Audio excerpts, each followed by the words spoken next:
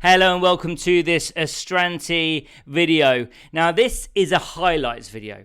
So this is something a bit different from what we normally do, but I don't know if you're about to sit your ACCA Strategic Business Leader exam.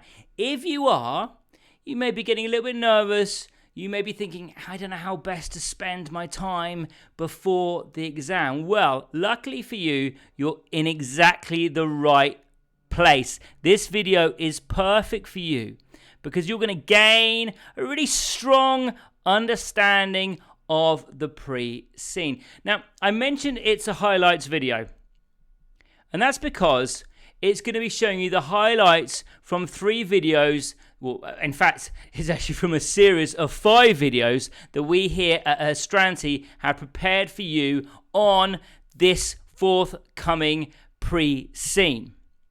Now, the videos themselves, as I've mentioned, are a series of 5. The first 3 are a line-by-line analysis of the pre-scene, drawing out all the most important bits of information and explaining any areas that you may be a little bit uncertain by. So, let's take a first look at the highlight from the pre-scene analysis. Okay, so what do we find out about the intense competition? Well, really what we find out in this kind of opening paragraph is the competitive pressures that are facing MC are introduced. Now, we find out there are several meal kit firms operating in Ireland. Well, we know that already, don't we, from the video 1. Freshie is the kind of well-known international player that's got this huge kind of corporate backing, and that really stands out as the kind of formidable rival. Now, at the same time, the heat and eat sector is really popular, and they're offering fully prepared meals that require no effort from customers, and also supermarkets are moving into this space, both in-store and online, with their own meal kit ranges. So we find out the competitive environment is crowded and hostile. So we're seeing the MC is facing direct rivalry from Freshie, with getting substitutes in the form of heat and eat meals, which meet the same convenience need, but with even less effort.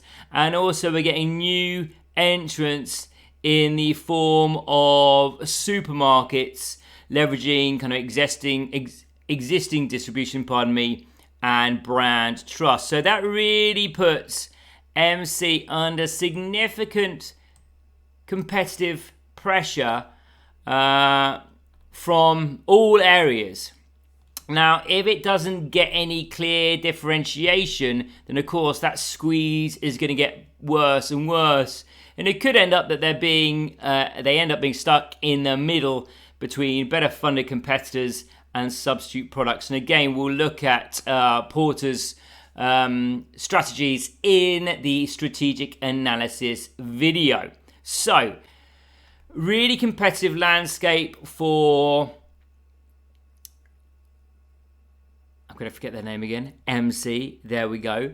But one thing to note about the approach you take in the exam. Now, one thing, again, mentioned in the March-June 2025 examiners report was a criticism by examiners about students that gave answers that described industries without applying models. Now, this paragraph will be a really good opportunity to apply Porter's 5 forces, because we're seeing rivalry and substitutes and new entrants instead of just repeating the text. And again, in the strategic analysis, we would carry out Porter's 5 forces, so we'll feed all this into the tool.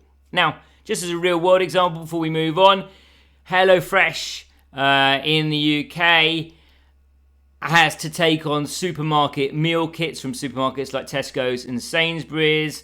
And obviously what that shows us in the real world is that supermarkets can quite quickly erode differentiation with their scale and distribution. And of course, you're not expected to use these real-world examples in the exam, but just to show that this is all something that's happening around us at the same time. So lots of threat being faced by MC at the moment. But now we can move on to our next threat, which is what we mentioned a few times already, and that's customer retention. Okay, so customer retention is highlighted here as a critical weakness in the meal kit business, because obviously, whilst attracting customers through online marketing and social media is relatively straightforward, retaining them has proven to be far harder. And what we're seeing is that many customers are switching between providers in order to chase discounts, while others are leaving because subscriptions can feel too expensive or restrictive. So churn is high, with fewer than a quarter of subscriptions lasting longer than 6 months. So what can we work out from this? We're applying our detective hat and we're analysing again. Well, firstly, the marketing funnel is leaky, and that means that acquisition is cheap and scalable, but retention is poor. And we can see that price-sensitive customers are undermining the subscription model because they're getting nice, cheap introductory offers, staying for as long as they last, then moving on again to different providers, taking advantage of, I suppose, all these providers' different introductory offerings. We know there's quite a few companies offering them. Now, they're kind of below 25% statistic that I've highlighted on screen really does expose a structural fragility, because without long-term retention, CLV shrinks, and that makes marketing spend less sustainable.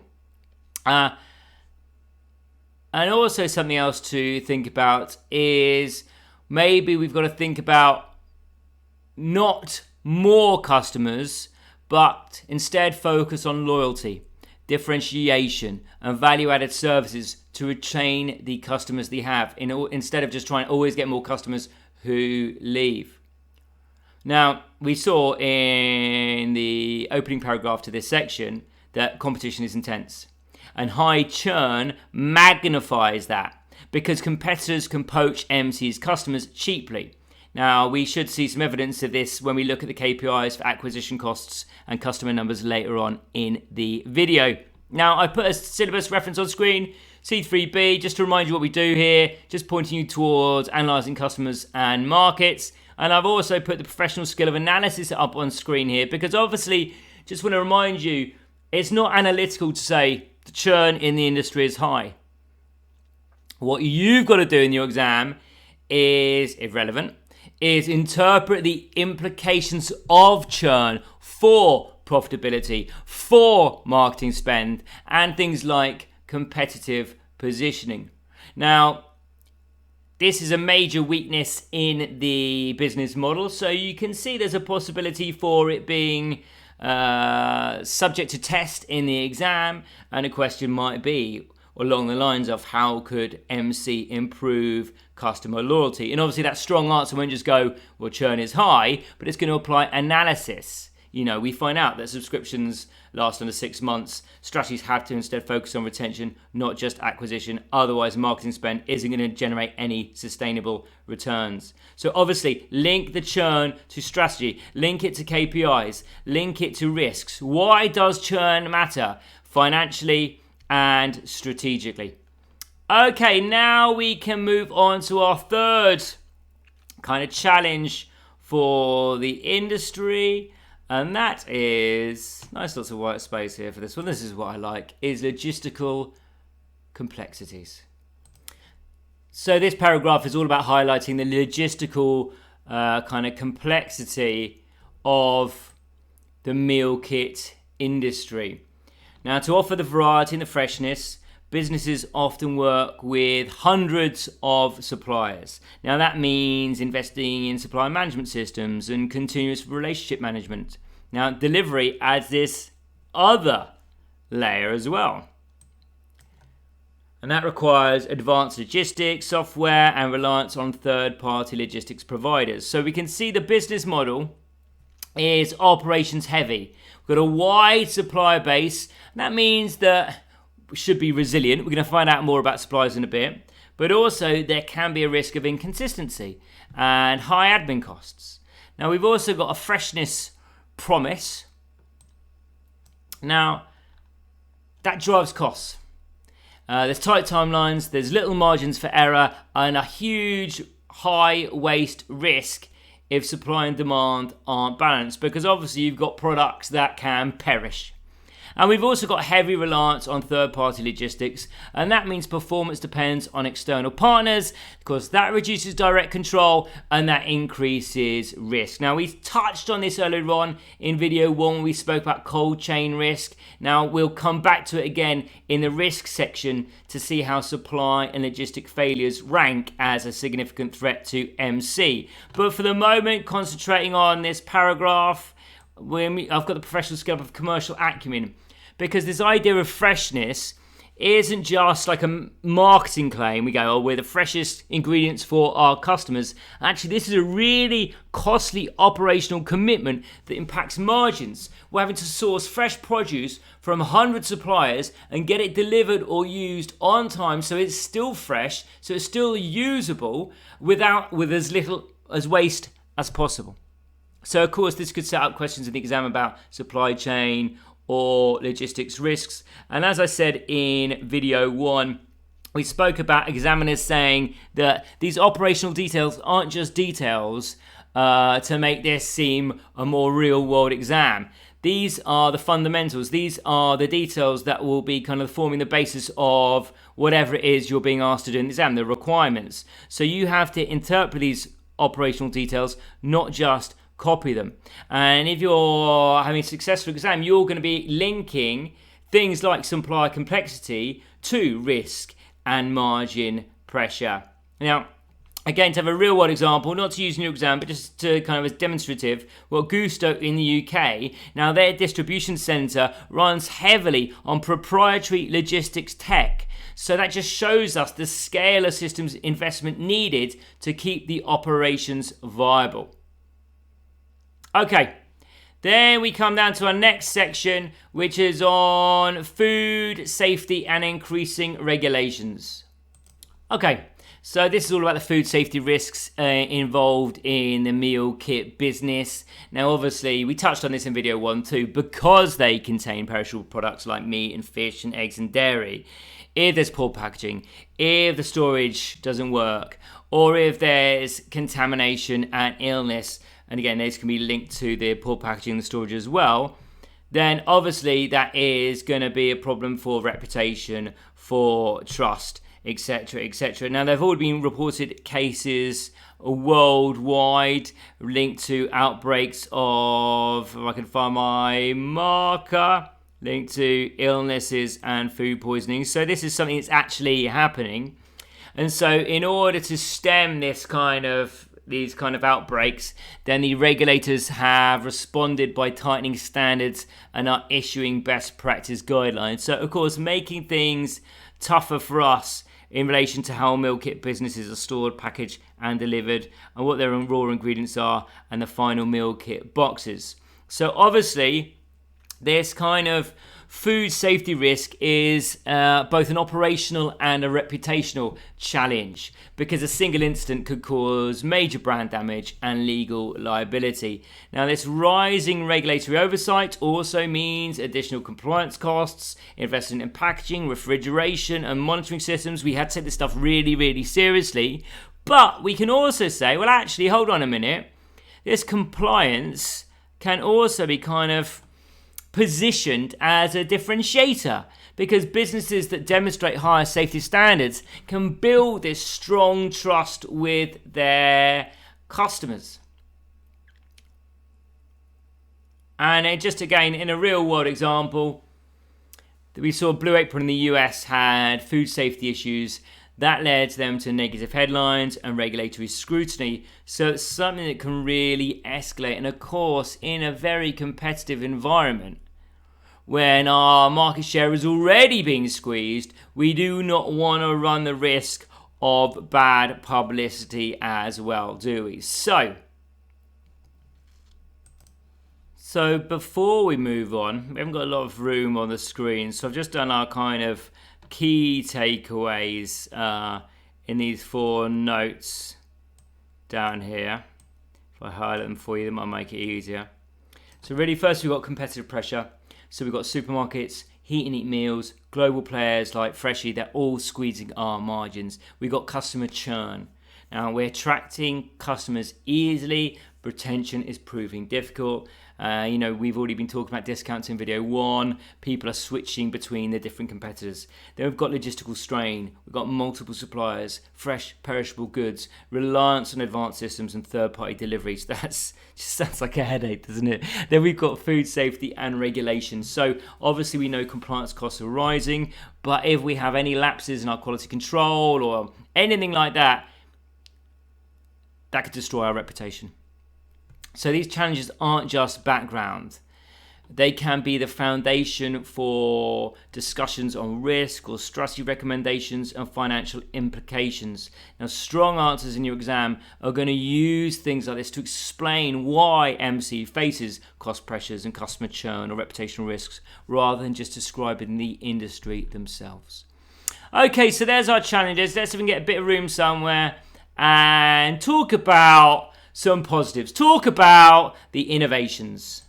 Okay, and the first innovation, this first paragraph of innovation, really highlights how the meal kit sector, like much of food production, is adopting robotics in processing and packaging. So the focus really is on automation driving efficiency and consistency. Now, the key thing here really is scalability. Now, robotics can reduce reliance on labor, cut errors, and improve hygiene. Now, obviously, these are all really important parts of a perishable food industry. Now, for MC, this could mean lower long-term unit costs and the ability to scale without linearly increasing staff numbers. But obviously, there's also a risk, because investing in robotics or automation requires heavy upfront investment, and technology can become obsolete really quickly. Now, the syllabus link I put on screen is looking really at the relationship between organizational strategy and risk management. So obviously the investment in robotics links directly to MC's growth strategy and the cost risk balance. And the professional skill, I don't think I put this one on the screen yet. I don't think I used in video 1. This is the professional screen of evaluation, because here evaluation really is important, weighing up the cost savings and efficiency gains against the risks of investment and obsolescence. And again, if we're thinking about the exam, then obviously talking about efficiency or cost control or investment priorities, then strong answers are probably gonna at least reference robotics as an innovation that supports scalability. But you also wanna, remember, in terms of evaluation, flag the downsides. You wanna be balanced. So what are the risks of over-reliance on tech or debt-funded investment? Okay, let's go down now to our next innovation, which is data analytics. Okay, so here we're highlighting the growing use of data analytics in the meal kit industry, and companies are using things like customer feedback loops, ratings and comments from millions of users to predict recipe demands and identify the best and worst performing meals, improve procurement decisions, and then of course the insights are shared with the recipe development and procurement teams to adjust the future menus and supply orders. So really making smart decision. And so what we can say here is that data analytics are really becoming central to competitiveness. Predictive models allow firms to balance supply and demand more effectively, reducing waste and improving customer satisfaction.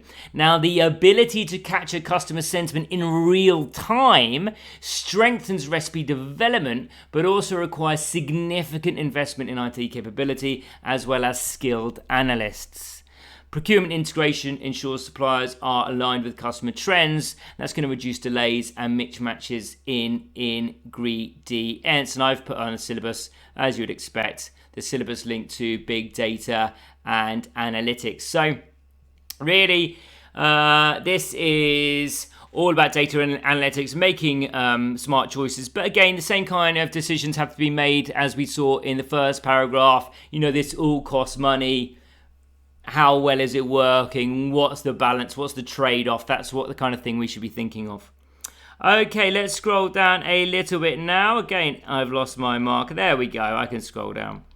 Let's go down a little bit now to our final innovation, which is delivery partnerships. Okay, so here we can find out that some meal kit companies are searching for unique ways to stand out in a very competitive, crowded market. Now, partnerships with supermarkets extend the reach by putting boxes directly into stores, whilst collaborations with kind of celebrity chefs or influencers help create buzz and brand differentiation.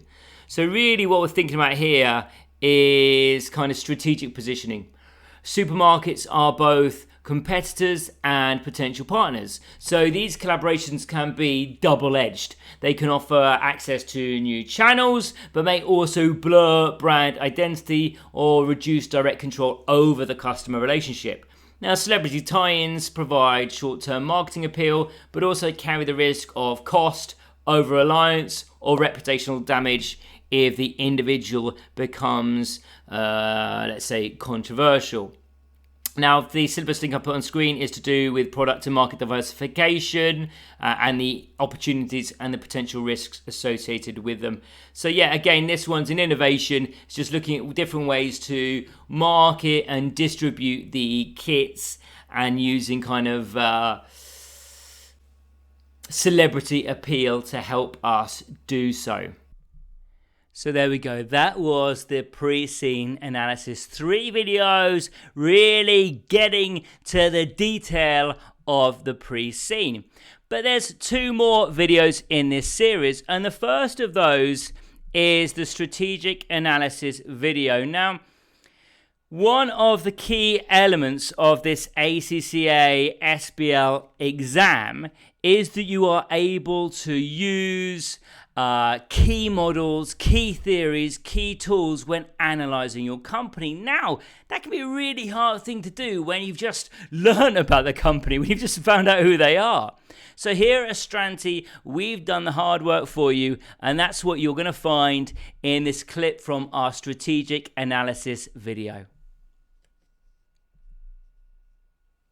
Now is the time we take all the information we've learned in the case, all about menu craft, and we start to feed it through all the models and the tools of the pre-scene. So hopefully there's nothing you don't know, because hopefully now you should be pretty familiar with the pre-scene. So let's take a look at the models that we are going to be using in today's video, and you will see there is quite a lot of them. Now, we are going to start off on the right-hand side looking at mission and the balanced scorecard, and we'll work our way around clockwise round the future. Then we'll zoom over to the left-hand side to put 5 forces and value chain and SWOT, and then we'll come down the middle. And at the end of this video, I am going to end with some strategic ideas, but that isn't the point of this video. The point of this video, isn't to take those strategic ideas wholesale and put them into your exam. You have to do what your exam is asking you to do. This is just a really nice way to kind of pull all those ties together and show you how we can take the information we've learned and apply tools from the syllabus to it, and then come up with some reasoning from that. So that's why we do it, and generally we get a lot of good information out of this video. So after the strategies going forward, we are going to start with our mission. Now, this is something we looked at in quite a lot of detail in the pre-scene.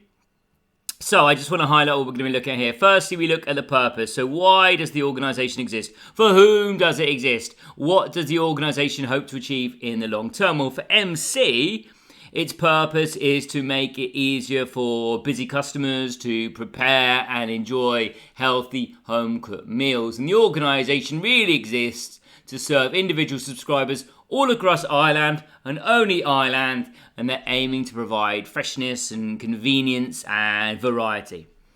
Then we've got strategy. So how is the organisation going to compete? What range of businesses is it operating within? Well, for MC, the strategy is to compete in this kind of highly competitive food sector through a subscription model.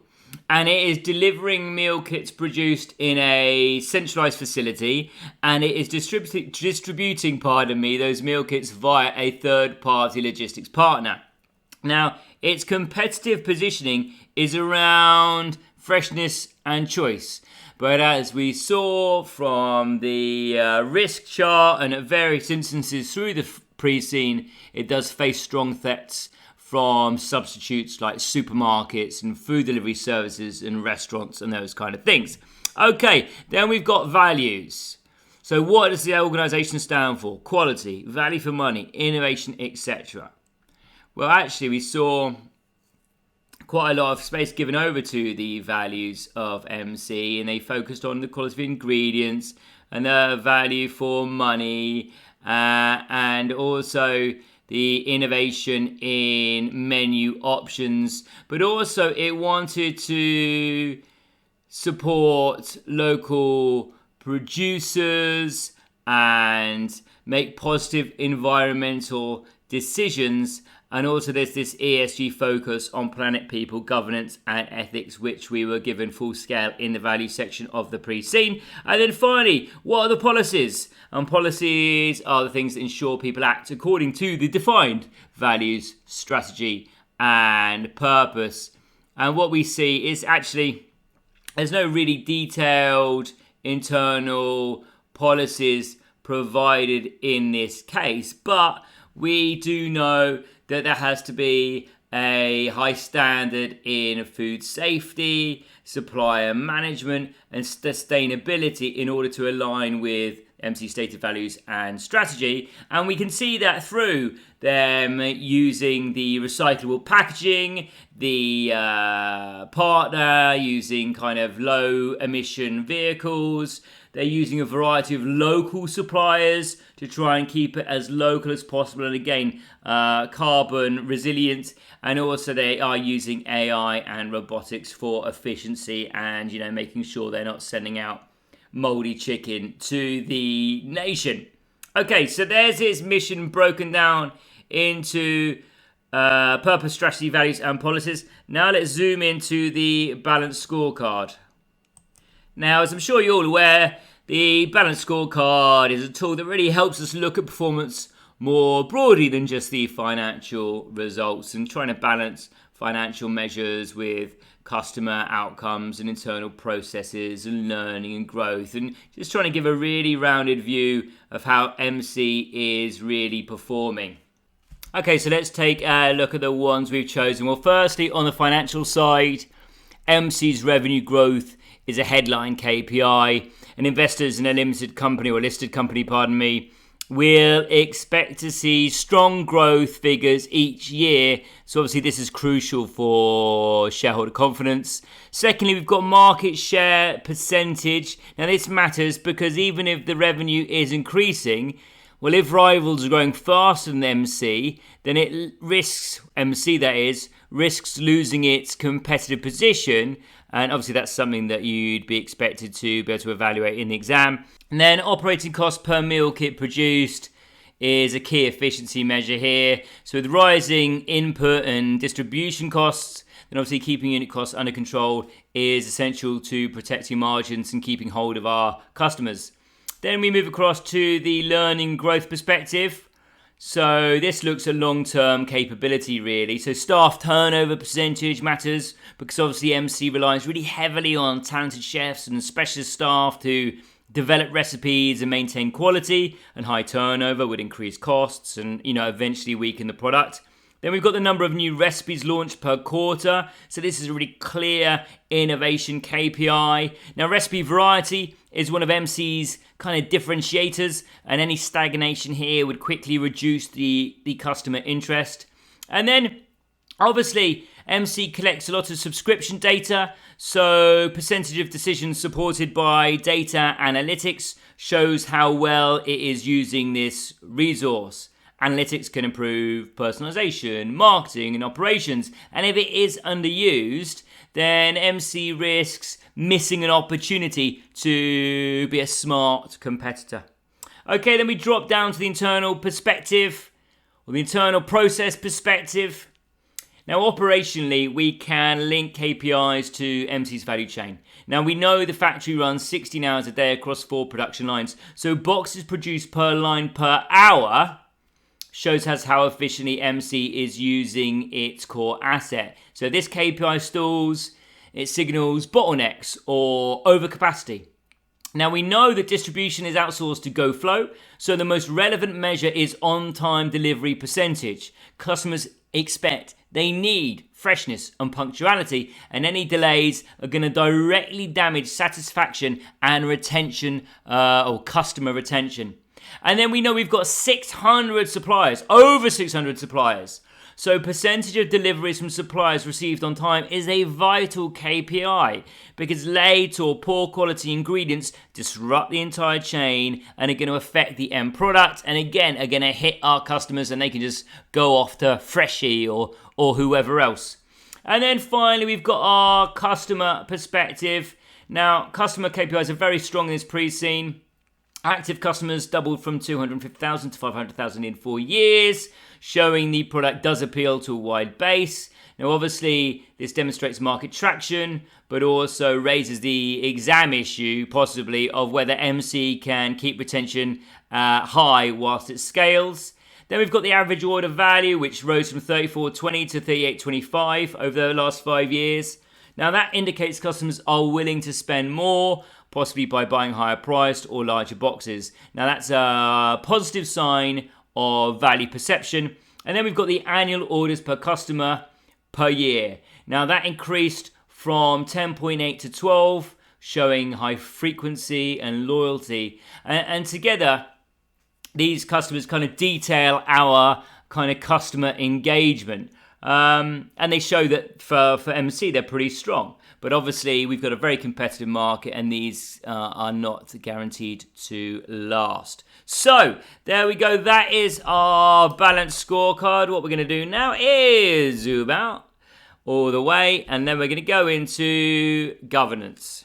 Okay, so governance is an important area in this case, especially because MC is a listed company. So obviously compliance with good practice is expected. So what obviously does that best practice look like? So I've got a list, kind of the unbolded text on the left-hand side of each. Well, they're still on the right-hand side of the bullet points, but the terms to the left-hand side. Now, these are all governance best practices. Now, because of the nature of the pre-scene, we can't automatically say whether MC is doing well or not doing well on all of them, because it just isn't the same information. Just this pre-scene doesn't have the same focus that other pre-scenes may have.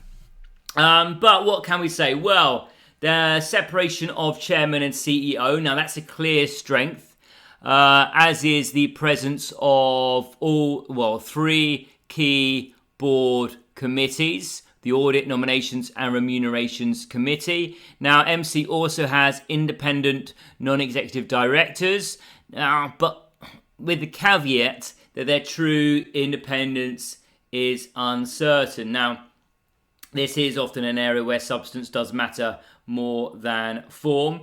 Now, risk management is another relative strength, as I've got on screen, given the Audit and Risk Committee and the fact that their company produces a formal risk report. Now, financial reporting and control appear sound, and there are no obvious issues with the flow of information to directors, but don't really know.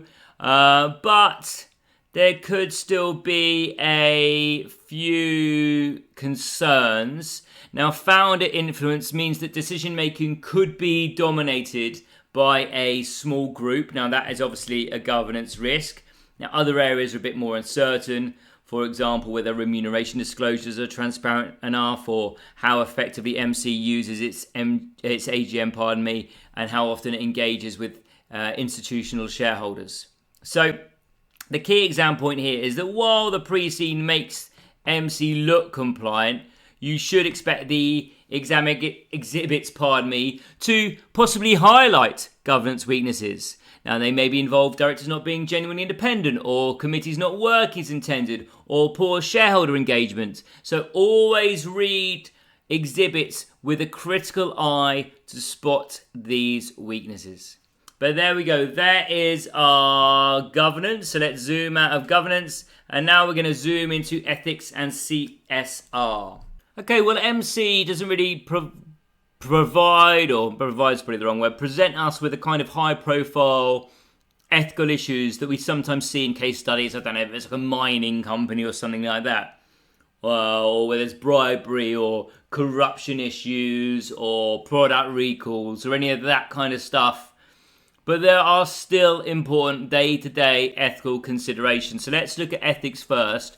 Firstly, the production facility runs 16 hours a day, 7 days a week. So obviously there's a real clear duty to safeguard employee welfare and working conditions. Now, secondly, every meal kit depends on accurate labelling through barcodes. So any errors could expose customers to allergen risks. So obviously there's an ethical duty of care around food safety. And finally, we know that our deliveries are handled by the logistics partner GoFlow. Now, even though it is outsourced, MC still has an ethical responsibility to ensure freshness and standards are consistently maintained. So there's our ethics. But what about CSR? Well, on the CSR side, there are some positives.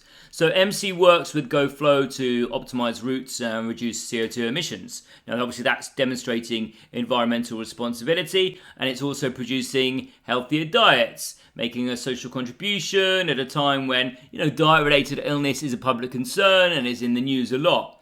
And also, there's a scope to go slightly further.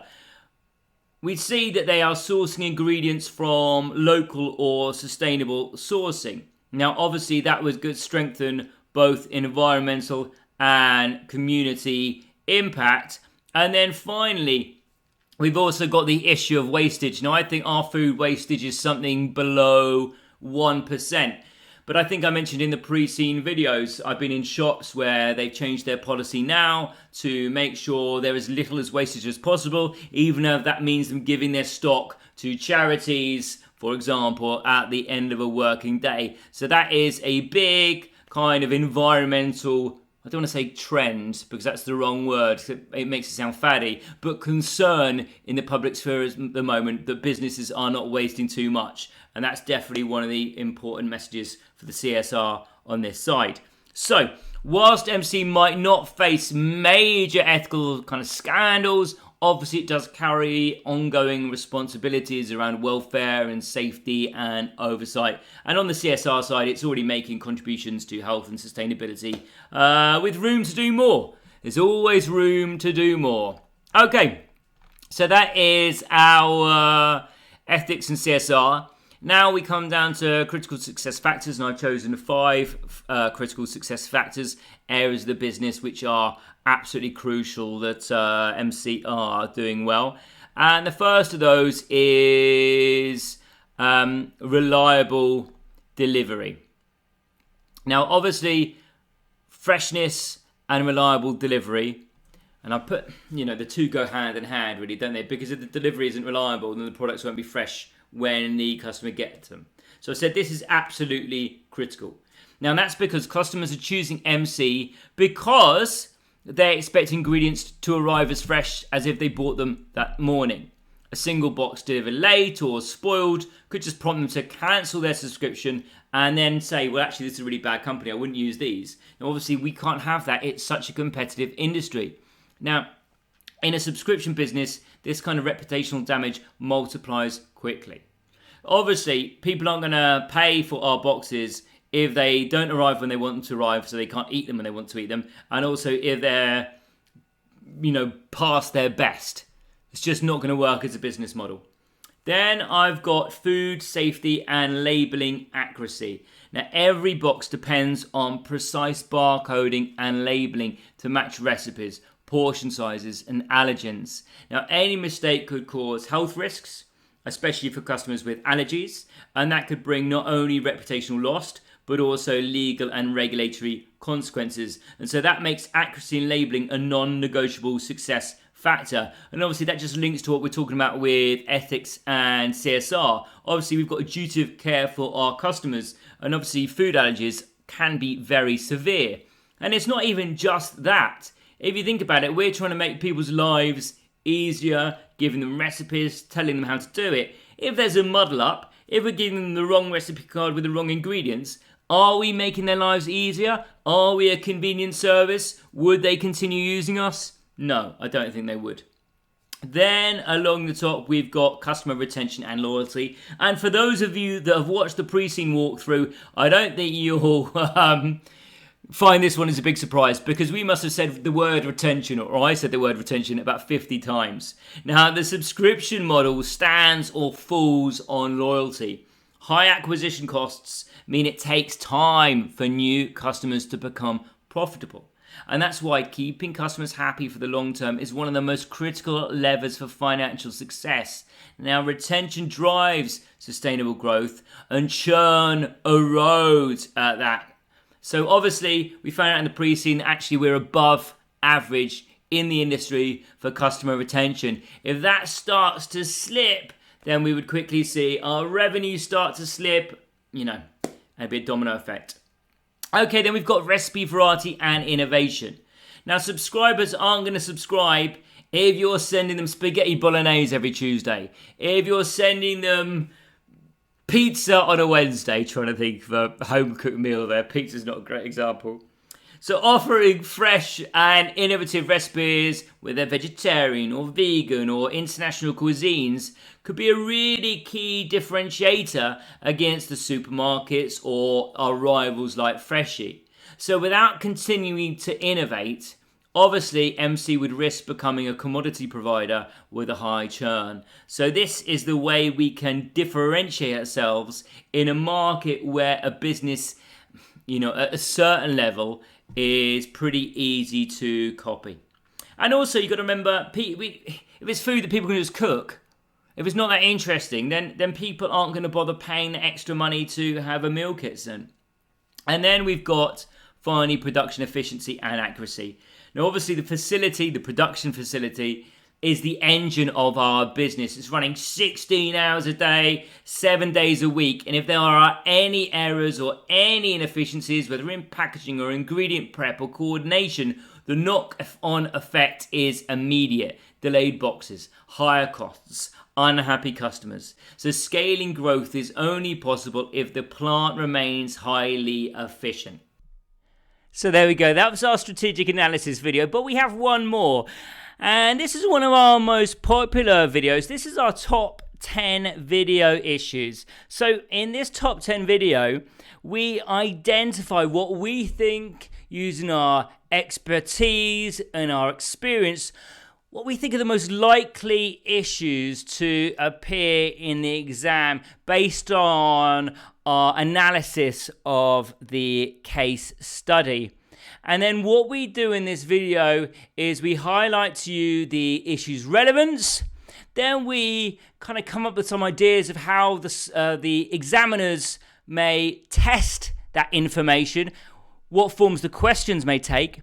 And then we show you which bits of the case study we would look to answer those questions most effectively. Take a look. We are looking at the top 10 strategic issues that we think you're most likely to cover for menu craft in the sitting. So this is our 5th video in this series, the final one. Now what we're going to do in this video before I actually get going is I'm going to explain how I've chosen these issues and also how you should prepare for your exam. And let's just start in with the preparation. So you need to be ready with the key models from the pre-scene, models like SWOT, PESTEL and Pulsify forces, like the ones we've done in the essay. These are really essential. But obviously remember to adapt them where new points appear in the unseen. And also you've got to really learn the typical key points for each model, the advantages and the disadvantages. And of course, finally, practice your mock exams that are covering these issues, because that's where you're going to learn how to structure your answers under time pressure. Now let's talk about this video more specifically. Let's talk about the basis of choice for these 10 issues. Why have we picked them, Well, basically, one of the things we've looked at is how much the pre-scene has devoted space to a particular issue? Does it keep recurring? And also the importance the examiner is likely to attach to it. How easy is it to test, for example? Now, we've also thought about the strategic significance. So, for example, whether it links to SWOT and whether the board of directors would see it as a critical issue. And finally, we've drawn on our experience of past exams of getting thousands of students through the case study, and we've spotted typical issues that tend to come up time and time again. So, with that in mind, let's move on to the first of the 10 issues. And for those of you that have sat through the pre-scene, number one, intense competition is probably of no surprise to you that it's here, because this is one of the clearest issues that have been raised in the pre-scene. MC operates in a highly competitive industry. Freshie dominates with 35% share versus MC's 24%, while supermarkets are beginning to sell their own meal kits as well. Now, competition was even highlighted in MC's latest risk report, and that shows how central this is to their survival and future growth.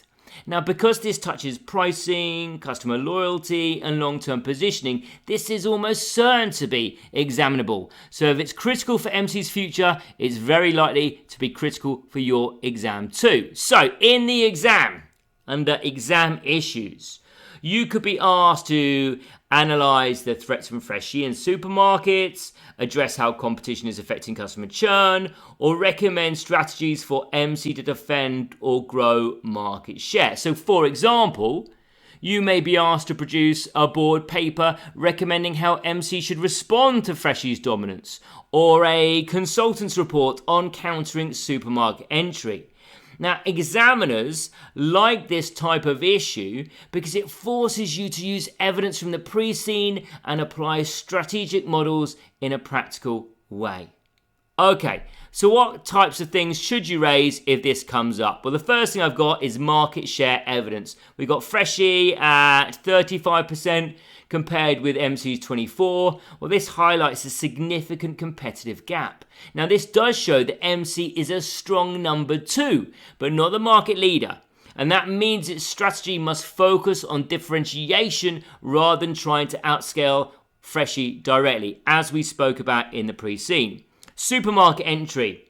Now, supermarkets bring existing brand trust, large customer bases, and efficient logistics networks. And that gives them an immediate advantage in convenience and distribution, and that could erode MC's positioning if customers see supermarket meal kits as kind of, good enough substitutes. Then I've got churn and discount wars. Now, churn is already high across the industry, so fierce competition risks pushing MC into heavier discounting. Now, that could win customers in the short term, but damages profitability and brand value in the long term, especially when competitors can outspend MC on promotions. Now, my penultimate point is brand differentiation. MC has emphasized quality and local authenticity, but these are vulnerable to imitation. Supermarkets in particular could undercut on price whilst advertising locally sourced too. So MC needs to show what is genuinely distinctive about its offer.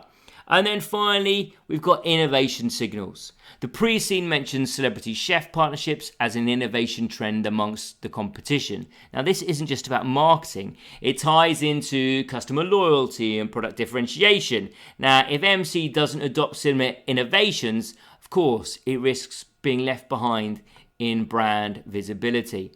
So what I've done is put a few syllabus links or references on screen for you, all relating to the same types of area as you imagine. Now, this is because they emphasize, these links, that competition is not background noise. It's a strategic risk and a strategic choice issue at the heart of menu craft survival. And if this appears in your exam, you'll also need to show professional skills, especially analysis in weighing different competitive threats and skepticism in asking whether MC's current differentiation is really sustainable. So there we go. That's our intense competition. Let's turn to our issue 2, which is customer retention and high churn rates. Now, this is also not going to be a surprise for you that's seen the pre-scene, because we know that customer churn is a critical threat to MC's long-term success. Now, the pre-scene highlights the constant struggle in the industry to hold on to customers who can easily switch between providers. Now, we've already touched on innovations like working with celebrity chefs that kind of demonstrate how central retention is, because without customer loyalty, these initiatives won't translate into stable revenues. Now, high churn undermines economies of scale, increases marketing costs, and makes forecasting growth much less reliable. So in the exam, this could appear in several forms. You could be asked to evaluate MC's customer retention strategy, or analyse why churn rates are so high, or recommend approaches to building loyalty. So maybe your tasks may include a board paper focusing on marketing strategy, or a consultant's report addressing falling KPIs, or even an investor briefing note on why churn is eroding profitability. Now, the examiner may also present you data on churn trends and expect you to interpret what that means for sustainability, and growth. So what are the key points to raise? Well, retention is more cost effective than acquisition. It costs significantly more to acquire new customers than to keep an existing one. Evidence from the pre-scene. We know that people are having to innovate, such as with celebrity chefs, in order to keep engagement high, but that does suggest that churn is an issue, and we know it is. Churn also affects brand equity. Frequent switching undermines trust and weakens the brand relationship. And retention links to financial performance. Recurring customers drive consistent revenues and referrals, and that reduces marketing spend. And finally, external competition makes retention harder. Customers may have lots of substitutes, from supermarkets to restaurants, and that means the MC has to differentiate through service and value. So again, I put some syllabus links on the screen for you, looking at risk and analysing the market. And the professional skills that I think would be relevant here would be analysis and commercial acumen, because you'd be interpreting churn and retention rates in context, not just quoting them, and then judging which actions would move those KPIs the most. Okay, issue number 3. Logistics and supply chain complexity. Now, we know, don't we, the MC's operating model depends on a seamless supply chain.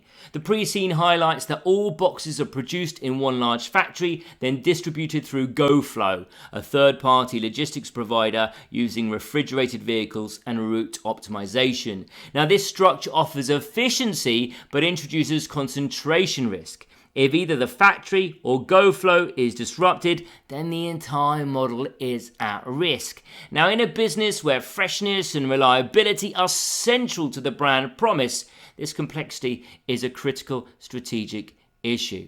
So what are the likely exam issues you may face? Well, you might recommend how MC should manage dependency on GoFlow, maybe continue or renegotiate or diversify. You may be responding to a scenario where delays or breakdowns occur and assess reputational and financial impacts. Or you may balance logistics efficiency with sustainability goals, so things like carbon reduction in distribution. And if you were, these would be the key points to raise. Obviously, we've been talking about supply dependency. Reliance on GoFlow gives efficiency, but does leave us exposed. We've got the freshness and brand risk. If logistics does fail, that can mean we'd break our customer promise. That could turn into reputational damage. That could turn into churn. And we've got a single site bottleneck issue. All production runs through one central facility, and that means no fallback capacity. A disruption here halts the entire supply chain. And then I've got technology and visibility. So improving data on deliveries and inventory could build resilience and reassure customers. And then again, I've got the relevant syllabus references for you there, all linked to value networks, like we saw with the value chain, how outsourcing to GoFlow puts MC into a wider network, outsourcing and partnerships, and IDing of key risks. Okay, let's move on to issue 4, food safety and regulatory pressures. So we've chosen this because food safety is one of the biggest risks for MC because the entire model depends on the freshness and quality of ingredients. The pre-scene shows how every box relies on refrigerated transport and tight logistics. Now that means one small failure could lead to unsafe food reaching customers. So this isn't just about fines or compliance, it's about the survival of the brand, because customers would not forgive a major breach. So what are the likely exam issues? Well, we could have a scenario where MC has a contamination incident and you're asked to advise on a crisis response, or recalls and communication, not contamination, pardon me. You could have a question asking you to evaluate MC's governance and internal controls. Are they strong enough to meet food safety regulations? Remember, when we were going through the pre-scene, I told you to be skeptical. Or we could have a requirement to assess reputational impact and suggest how MC should rebuild customer trust after a breach. So it's no surprise here, my professional skills would be skepticism and communication. You need skepticism to probe whether controls truly work, not just be happy that they're documented. And of course, you may need communication to outline clear recall or crisis steps that really protect trust. Okay.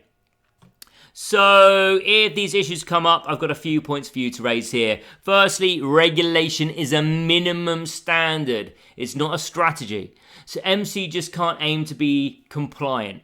Regulators are the one that are setting the floor, but customers expect more. So the company has to actively demonstrate food safety as part of its brand promise. So for example, clear labeling, transparency about sourcing, and visible hygiene standards can all differentiate MC from rivals. Number 2, operational controls are critical.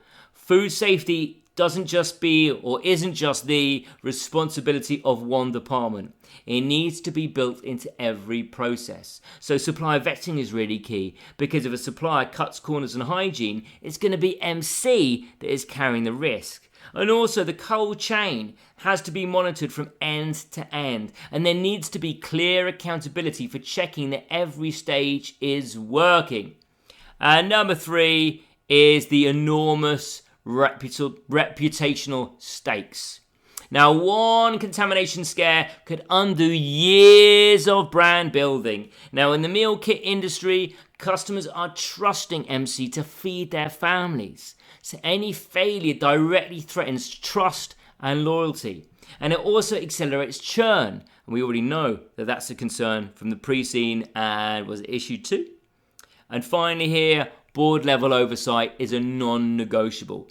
Food safety should not be left to operations managers. The board has a duty to set the tone, to allocate resources for compliance, and to monitor risks through committees like audit and risk. Now, strong governance structures can give both customers and investors confidence that this issue is taken seriously. And then I've left off with a few relevant syllabus links. Don't know if I should be saying syllabi links, but hopefully you know what I mean. They're linking to board committees and risk and internal control systems, as you'd imagine from what we've just talked about. And again, the most relevant skill here, I think I've already said, is skepticism. You're not just taking MC systems at face value. Now, the pre-scene, for example, tells us that GoFlow has the latest refrigeration technology. But is MC auditing those processes? Or is it simply trusting a third party? Now, a good answer probes these weaknesses and shows awareness of what could go wrong.